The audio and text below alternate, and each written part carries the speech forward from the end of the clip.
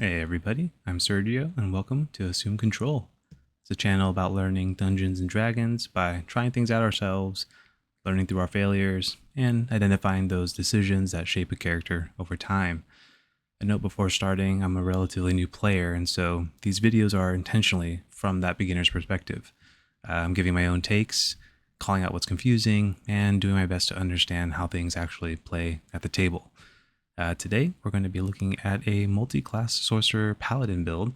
I'm going to walk through how I've envisioned it here, how I'm going to build it, and hopefully pick out maybe where I'm completely wrong. So let's sit back and learn together.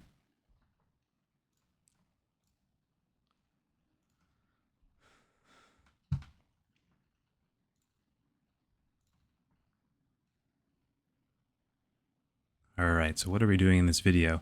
I'm going to be creating a character here up to level 15. I don't know how much farther people normally go in campaigns, but this is kind of where I envision we'll stop at the high end. So only going up to this point, and anything after this, I'll just sort of wing it based on how things are going. This character is for a campaign, and so with that in mind, I am going to be making some unique choices or have some unique circumstances that surround this particular character's creation. The main one being manual ability score rolling. This campaign had us manually roll our scores, and so by nature of that, you probably won't be able to get what I've gotten here. I've rolled pretty well. For anybody who saw my Spellfire Sorcerer build video, that sorcerer was actually what I was planning on playing in this campaign, but after sort of thinking about it, I figured because of the unique nature of this character creation process, I take advantage of those ability scores and go something that is a little bit more mad, multiple ability score dependent, with a sort of different multi-class option here, and see how far I could take it. And I think this is a pretty fun idea. So for those of you who are playing with point buy or standard array or some variation of array, this may be harder to pull off. And in many cases, I think you'd likely be better off going single class with either paladin or sorcerer. So I would kind of be careful there. Also, something to note here with this level 15 version, this is sort of the initial build thought, pre any campaign sessions. And so this is very likely to change, I'd imagine, as things become more apparent in the campaign, as I see how myself and my party members work together and what builds they also go over time. I may want to be able to, work better with them and synergize better with them. And so maybe other choices become more apparent as time goes on. But this is at least the initial thought and the initial build that I would go. And then anything that gets tweaked would be tweaked away from here. Otherwise, I'll stick to the plan. Okay, the character concept. So this is a spell sword, right? Sorcerer and Paladin. We are going dual wield with this build. So we will be using 2 weapons and we'll be dex based because of that. The main goal here is to have a character that is good in long combats and multiple long combats between long rests. A character who isn't going to burn out, using all of their spell slots or sorcery points and then be relying on cantrips. I want to be able to fall back to swords or alternate between the melee and the casting in order to prolong my ability to fight. Spell-wise, I think I'm going to be focused mostly on control options, providing some battlefield control to the team. I am one of the few spellcasters in the party, and so I want to be able to contribute in that way to bring control and enable our other ranged party members to be able to do their most. Secondary concept here is that I'm trying my best to not be vulnerable to aggressors. One reason that I don't typically play casters in video games is I don't like the idea of getting super hard punished. Typically casters are very squishy characters, right? Often wearing minimal to no armor, having lower health pools as compared to their melee martial compatriots.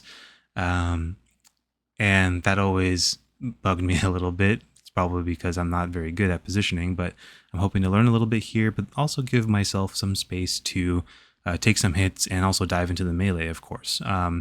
We'll be doing this with a couple of selections here, going with Draconic Sorcery as a subclass, but we'll dive into that in a second. But that's sort of an underlying point with some of the decisions made. The final thing to kind of go over is what the build isn't. This is a multi-class build. I could go pure sorcerer, take advantage of my ability scores, and just be a really, really good sorcerer, or on the flip side, could just be a really, really good paladin. I've decided to go with two different classes here, and with, as with most things in life, when you start to split your attention, you'll get that initial rush, right? You have a lot of flexibility, a lot of options. You have so many different features from both classes to mix and match. As time goes on, you'll kind of feel some of the pressure as your scaling starts to not be as good as if you were a pure caster or pure martial. Especially with casters, this means that I'm sacrificing some spell slot progression, and I'll be getting certain spell levels later than you normally would, right? And so you will feel that a little bit with this, but I'm hoping that the flavor of the class and the options and the flexibility of it can kind of make up for that. And something that I always, at least, I'm trying to advocate more of is, having some homebrew involved with your characters. And something that I would like to also try to add to my characters in the future is some bit of homebrew. It doesn't have to be like a powerful item or anything crazy. It could just be a reflavoring of a spell, or finding a spell that a third party has created that maybe suits the character, or medium to low power item that maybe suits the character as well, just to kind of enhance the flavor. And I feel like when the theme is really on point, you stop really caring so much about whether your character is super powerful or just average powerful. If you get to do the things that the character would actually be doing, it tends to feel pretty good.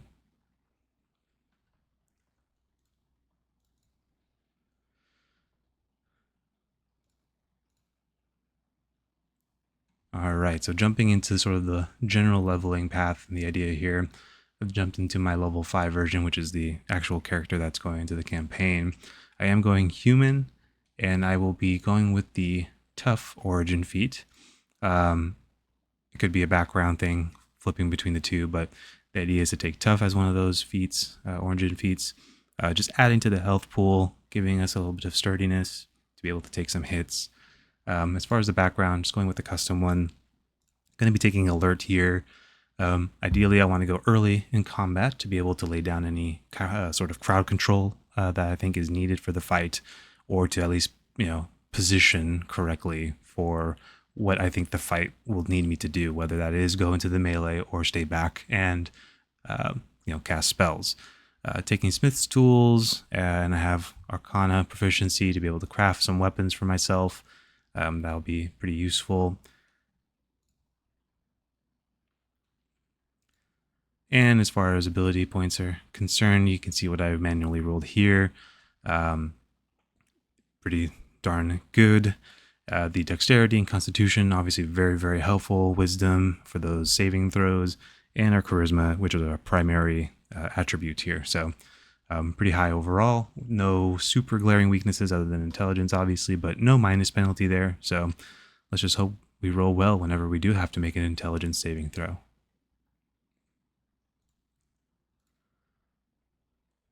Jumping over to the class details, we are starting with the Sorcerer level 1 that gives us the proficiency in Constitution saving throws for our concentration spells.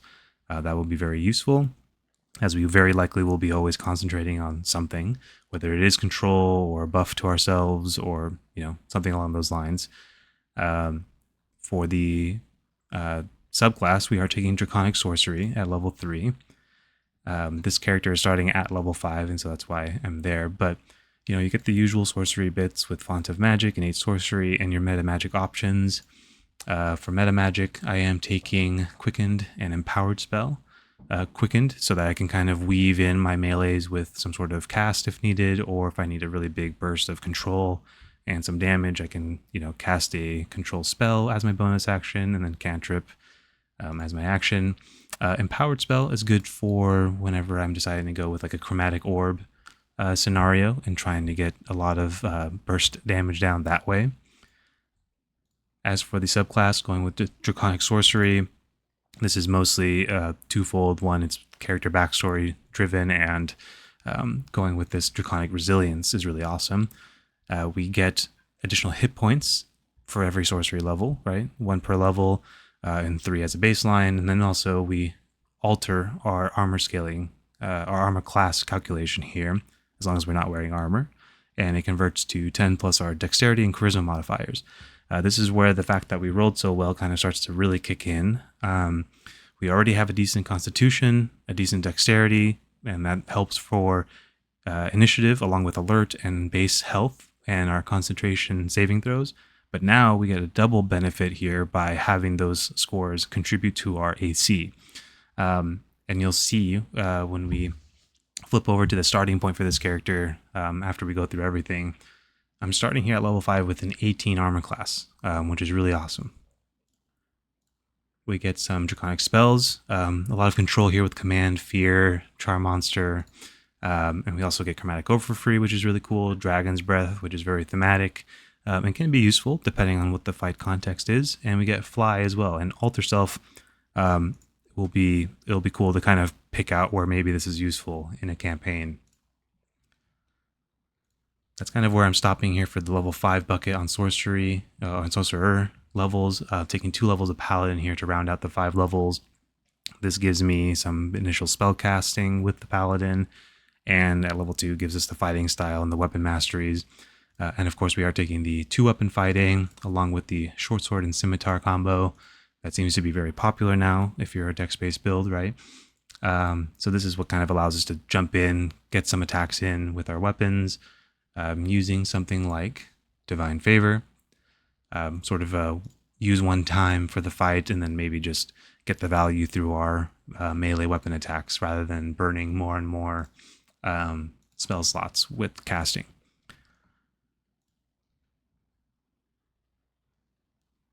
So here at level 5, that's kind of where we round it out. As far as spells prepared, kind of going with Blade Ward here in case I do go into melee. It's a good cantrip to kind of focus on here with concentration. A few utility pieces, Dancing Lights and Message, and of course Sorcerer's Burst, which is pretty cool. A ritual spell. It's always nice to have a ritual spell, just so you're not burning a bunch of spell slots. Shield is obviously a must-have. Sleep is a cool control option here to knock somebody out, basically. Dark Vision. I'm a human, so I don't have Dark Vision. So this could come in handy, if ever there's a situation we're in pitch black or magical darkness or something. I think this works with magical darkness. Sure hope so. Mirror Image is a really nice spell as a, use and move on, no concentration needed. And Web as sort of an AoE control. And on the Paladin side, these were the spells that I took. Protection from Good and Evil. I was thinking about taking Bless, but I believe, and this is sort of a gutsy judgment call on my end based on the campaign theme, it will behoove me to have some protection against undead and fiends and stuff like that. This is sort of like a church religion-based campaign, and so this is a unique pick for me. It may or may not come in handy. It does require concentration, so it could be tough to value this over some of the other options. If you don't necessarily know what the campaign is going to be about, Bless is always a good option, or Cure Wounds or something along those lines to provide some additional healing outside of your lay on hands.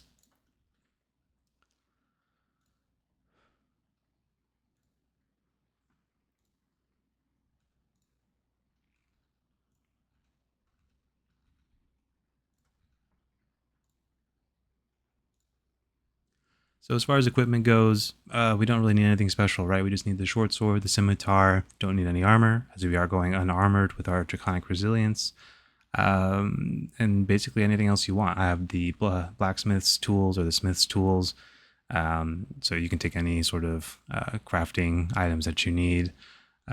Here on my level 5 character, I am a little bit deviating again what most people would end up having.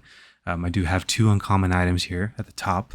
The Bloodwell Vial is from my sort of backstory. So that gives me some sorcery points back, as well as a little bit of spell damage and DC buff there. And we are all starting with one uncommon item, and so I've chosen the Cloak of Protection, giving me 1 to armor class and 1 to my saves. In most cases, you probably will be starting maybe more like level 3 and with no uncommons, so we'll kind of see how that plays out on your end. But these are very useful items, obviously, for the sorcerer to be able to get back all of my sorcery points on short rest is very useful. We do get some of them back at level 5 sorcerer, which we'll see, but for now this helps kind of bring those up, and Cloak of Protection is just generally good, right?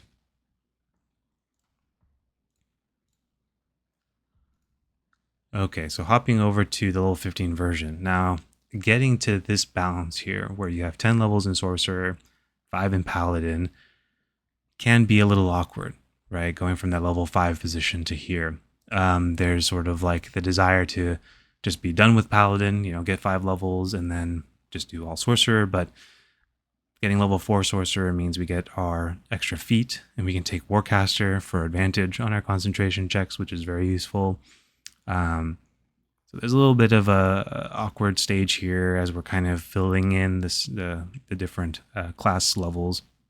I also would like to get my Paladin subclass, right? I'm level 2 Paladin in that level 5 build, so I think ideally what I would be doing is going 4 Sorcerer, right? If I flip back over, going 4 Sorcerer over here to get my Warcaster feat, then jumping down, since I have the Bloodwell Vial, at level 5 normally you would get this Sorcerer's Restoration, which gives you the sorcery points equal to half your level rounded down. But since I have the Bloodwell Vial, I can maybe live without that temporarily. So 4 Sorcerer, probably go 3 Paladin, which gives me my Oath of Vengeance, which is what we're taking on the Paladin side. This is partly thematic for my character's backstory, having a little bit of vengeance going on there. But it's also cool because we get this Vow of Enmity. Now this gives us advantage on our attack rolls. So it doesn't say, weapon attack or spell attack. It's just any attack roll against that creature that we apply this to.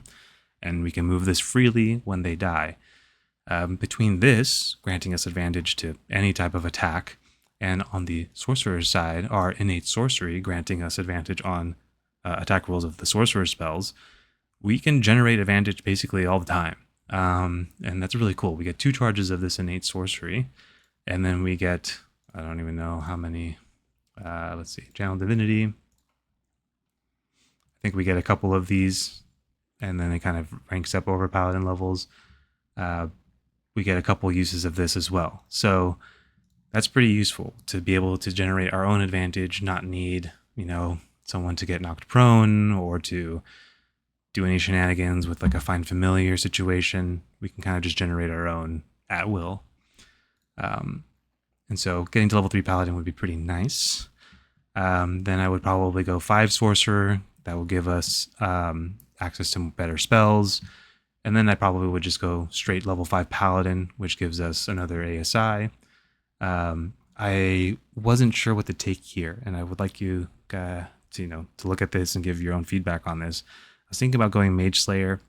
I have shield, so I don't necessarily need like a reaction fill with something like Defensive Duelist maybe, or whatever, Sentinel or something like that. Mage Slayer gives me the ability to potentially break spell concentration on an enemy with more reliability, right? They have disadvantage on those saving throws when I hit them for that.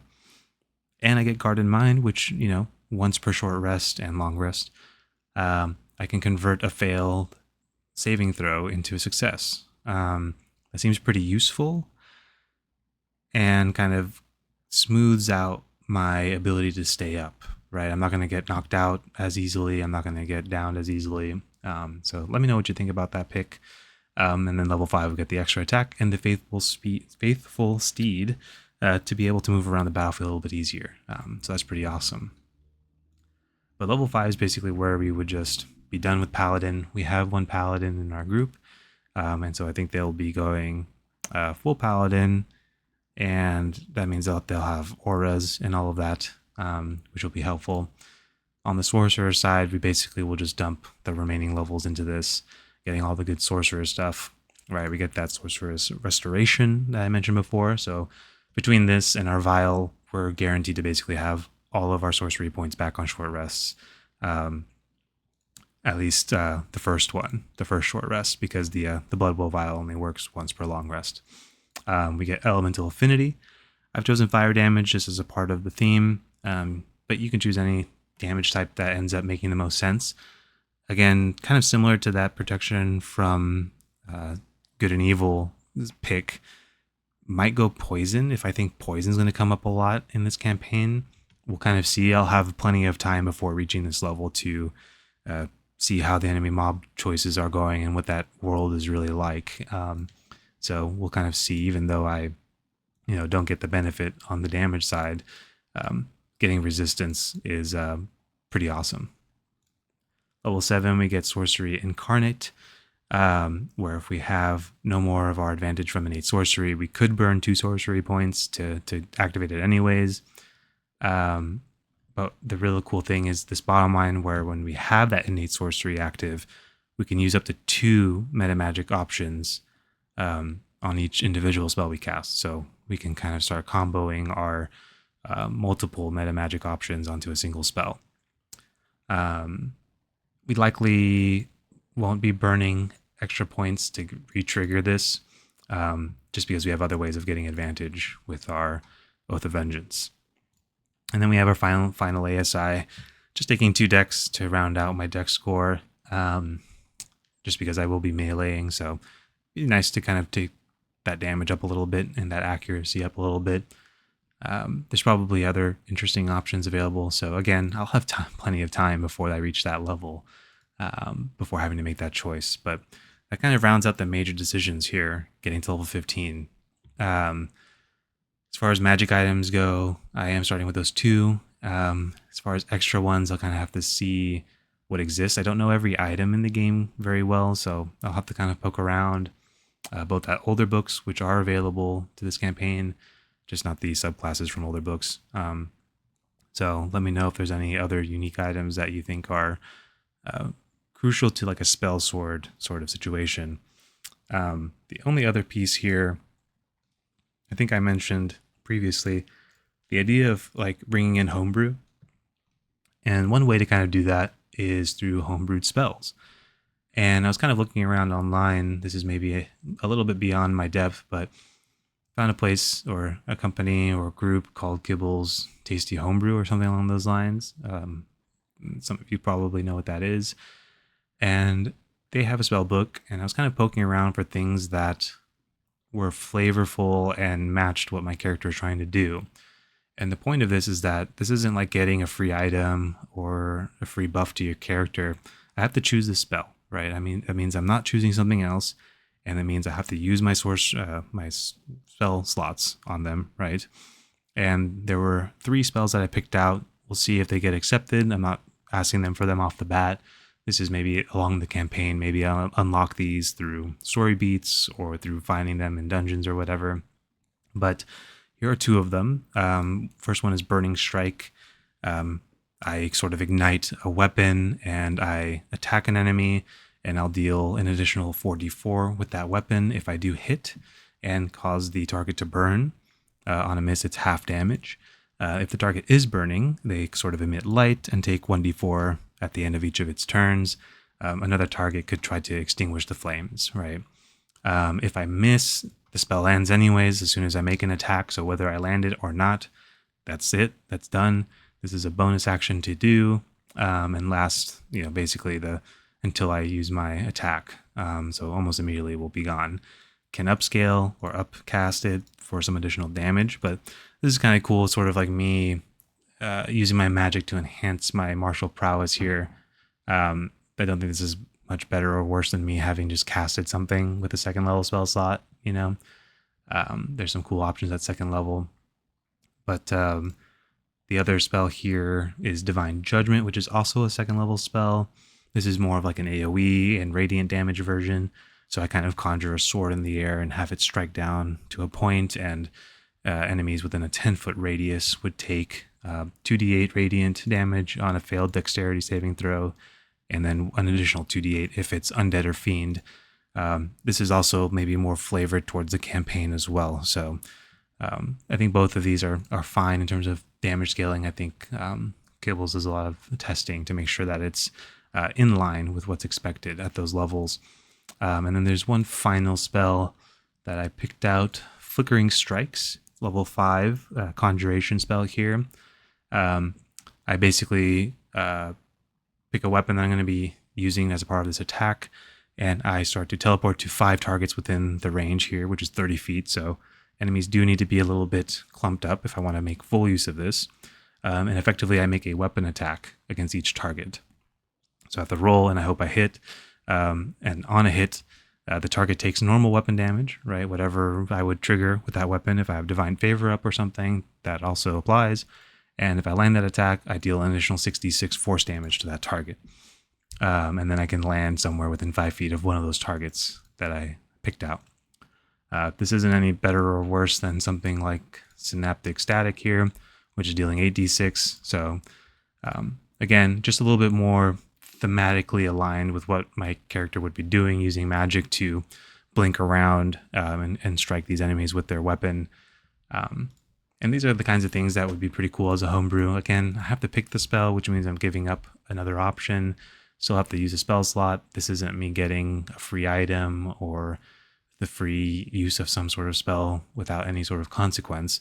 I'd have to be making a choice here, and it could be wrong, right? There might be a better spell to be picking at those levels, a better use of my spell slots, but at the very least, I think it sort of aligns with the theme of this character. This is a character I'm going to be playing in a campaign, and so I will be making status update videos as I kind of go through each session with this character, going over any mistakes that I make, which there will be mistakes, how I feel about the choices that I made, and how the gameplay loop is with the character, and any, general observations about the character and things that maybe I'll be looking to do as I progress in levels. As always, be sure to let me know in the comments, right, if there's anything here that I've misunderstood, missed, over or undervalued. That's kind of the point of these videos, right? I'm a beginner and I'd love to learn from other people out there.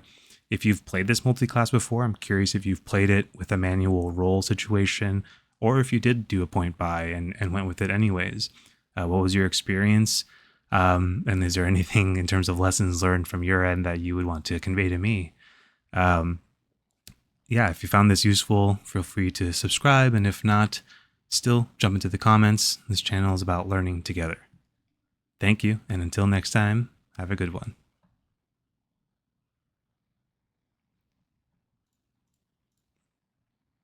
All right, bonus section here. This is sort of a new thing I'm trying out here, sort of a quicken spell section where I add a little bit of yapping to the end of each video.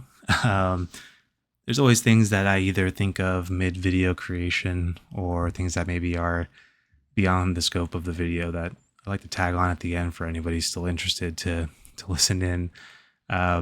This has been an interesting process here, going through this character creation and the sort of just general process of going from basically a pure sorcerer, recognizing that I kind of have like an advantage with my ability scores, and then kind of diverting into something that may actually be weaker just because I am multi-classing.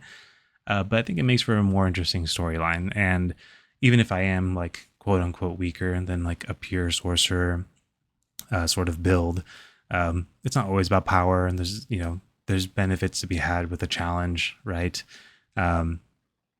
Being in a slightly lower damage range means that the fights maybe take a little longer or have to make more careful decisions, right? So I think ultimately it'll be more interesting this way. I do still plan to play that character maybe in the future, the Pure Sorcerer or Spellfire Sorcerer, just because I did write out a lot of backstory for that character in particular. And then I have a totally different set of backstory here for this one. This is Darian. Like I said, I do plan on making videos for the campaign updates as the sessions kind of roll along.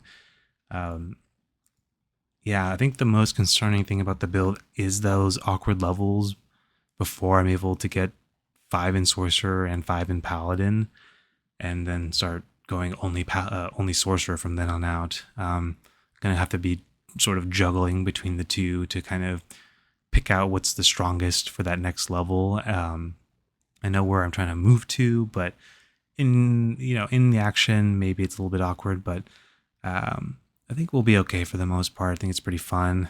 Um, I guess my my worst fear is that I start to play it and I'm like, oh, my spells are just so much stronger. Maybe I should have just invested in my spells. But I believe that the fights will be pretty long. For anybody who doesn't know and didn't see that sort of Spellfire Sorcerer video, I think I mentioned that this is a pretty big campaign in the sense that there are like 8 or 9 people as players. That's a lot of people, and so there's going to be a lot larger fights, like larger landscapes or battle maps and stuff like that. There's going to be a lot of mobs, a lot of swarms of mobs, um, and so because of that, having the sorcerer is pretty helpful for the AOE stuff. And then once you start whittling it down to some of the more beefier targets, um, it's helpful to be able to conserve resources and be able to get into melee and deal my damage through my melee weapon attacks without having to burn more and more resources. Could be casting cantrips, obviously, but I think there's still value there in having the melee as an option, especially if I can get those homebrew third-party spells in. Again, they're not any stronger. In fact, some of them are weaker than equivalents at those levels, but the flavor, the flavor. I'm very much so about the themes of builds, very much so carrying the relative strength of a build. Having more options to role play in a game, I think ends up feeling way better than if you played like a stale character that happens to be really strong. There's always a way to make a strong character interesting, but having the natural limitations of a multi-class is definitely an engaging aspect of the game. This isn't something that you could do like in World of Warcraft, for example, right? You are the class, and that's kind of it. You get what you get, and that's as far as it's going to go. So definitely want to take advantage. It might be a little too early for a beginner to be doing a multi-class build. This is my second campaign in total. I think I've had 3 sessions. I think I've had 3 sessions of actual D&D play, so jumping straight into a multi-class can be a little scary. But this is the level 5 character I'm rolling in with. Got 54 HP, an 18 armor class, plus 6 to my initiative. I've got those 2 items I mentioned. I feel pretty good. But we'll have to see how it ends up playing out. You can always get punished really hard for being in melee, and but hopefully I'm able to help out the team here. I also do want to craft stuff. I want to be able to try and craft things. I think that'd be really fun. With my smith's tools and my arcana proficiency, I want to be able to make some interesting stuff. How often do people out there homebrew an item, or is it mostly just using what's in the book? Because in my head, it does seem a little lame that basically when you craft, it's just like I make a +1 weapon, and it's like, oh wow, that's kind of boring. There's some weapons with effects, but usually you get the benefit from having like one of them, like the weapon of warnings, right? So as long as you have one of them, you don't need multiple of them to get the effect. You just need one to be present, and you're fine. Yeah, let me know if you guys homebrew stuff pretty often. I was thinking about making a homebrew set of blades for this character that sort of like progress over time and along its story. But it could be a lot to try to balance around. And honestly, even for me, there's already a lot going on with this character, with all of the spells that are available and just all of the options, right? I've got so many different spells, so many scenarios, especially with the sorcery points also thrown in there, and soon I'll have the Vow of Enmity and a little bit more paladin spells as well. So there's already a lot going on, and probably no need to throw an extra into the pot. So yeah, that Spellfire Sorcerer, I'll have to shelve that for a little bit for another campaign in the future. How many campaigns are you guys in at the same time? I'm joining this one. Both of them are going to be about monthly. And that feels like a lot already. Trying to remember everything about both these characters can maybe be a little tough. I think I'm kind of okay because my ranger character that I play is level 3, and so there's not as much going on with that character. But I'd be curious to know how many people are playing in like 4 or 5 campaigns at the same time. Um, I would love to join maybe more one shots where I maybe stretch my capabilities in one go, maybe like making a level 10 character and just seeing if we can make it happen, and not have to worry about it afterwards. Or something that's maybe even like 3 sessions, right? And then that's kind of the end. Would be interesting to kind of see. But yeah, I mean, let me know if you've ever tried this sort of build before, and what you would do on your end.